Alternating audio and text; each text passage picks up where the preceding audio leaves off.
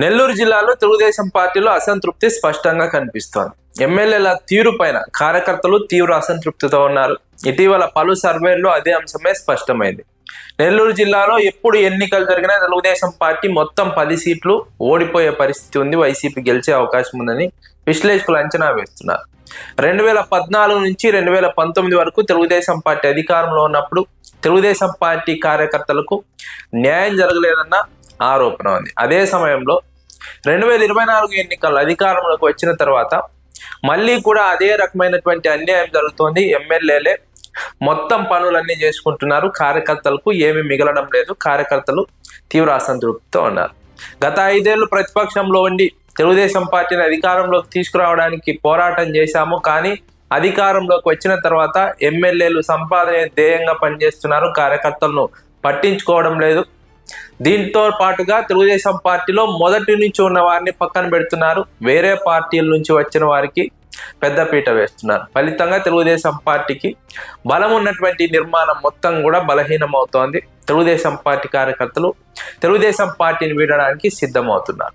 వైఎస్ఆర్సీపీలోనే మంచి భవిష్యత్తు ఉంటుందని తెలుగుదేశం పార్టీ నాయకులు, ముఖ్యంగా ద్వితీయ శ్రేణి నాయకులు, తృతీయ శ్రేణి నాయకులు ఆలోచిస్తున్నారు. అధికారంలో ఉన్నప్పుడే న్యాయం జరగకపోతే భవిష్యత్తులో కూడా న్యాయం జరుగుతుందన్న ఆలోచన లేదు. కాబట్టి వచ్చే ఎన్నికల నాటికి వైఎస్ఆర్సీపీలోకి వెళ్ళాలని తెలుగుదేశం పార్టీలోని చాలా మంది నాయకులు ఆలోచిస్తున్నారు. ఎన్నికలకు ముందు వైసీపీలోకి రావడానికి గ్రౌండ్ ప్రిపేర్ చేసుకుంటున్నారు. ఎందుకంటే ఎమ్మెల్యేలు కార్యకర్తలను పట్టించుకోవడం లేదు, 2వ శ్రేణి 3వ శ్రేణి నాయకులను పట్టించుకోవడం లేదు. ఎంతసేపు తమ సంపాదనే ధ్యేయంగా లక్ష్యంగా పనిచేస్తున్నారు.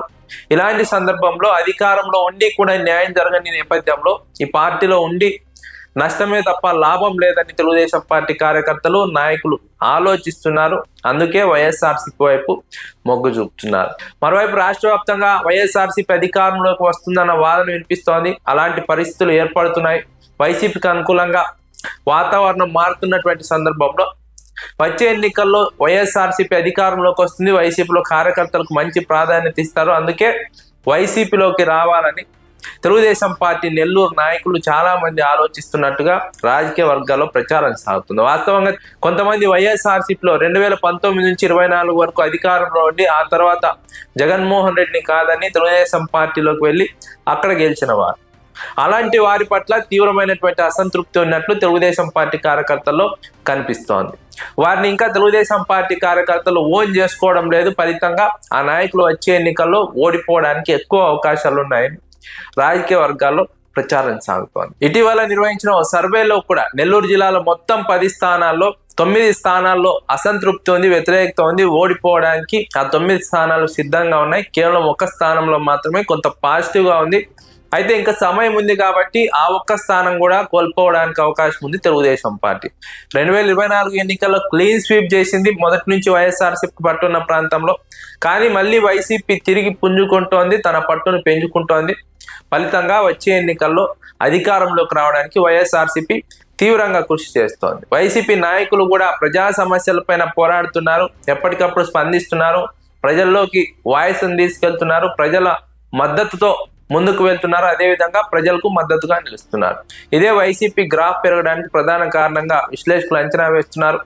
తెలుగుదేశం పార్టీలో ఉన్నటువంటి అవినీతి అక్రమాలు, రాష్ట్ర వ్యాప్తంగా అమలు చేయాల్సినటువంటి సంక్షేమ పథకాల్లో అమలు చేయకపోవడం, విఫలమైనటువంటి తీరు, అభివృద్ధి విషయంలో విఫలమైన తీరు, అదేవిధంగా ఇచ్చిన హామీలను ఏమాత్రం కూడా పట్టించుకోకపోవడం తెలుగుదేశం పార్టీకి నెగిటివ్గా మారిపోతుంది. వచ్చే ఎన్నికల్లో తెలుగుదేశం పార్టీ నెల్లూరు జిల్లాలో మొత్తం 10 సీట్లను కూడా ఓడిపోవడానికి ఎక్కువగా అవకాశం ఉందని విశ్లేషకులు అంచనా వేస్తున్నారు.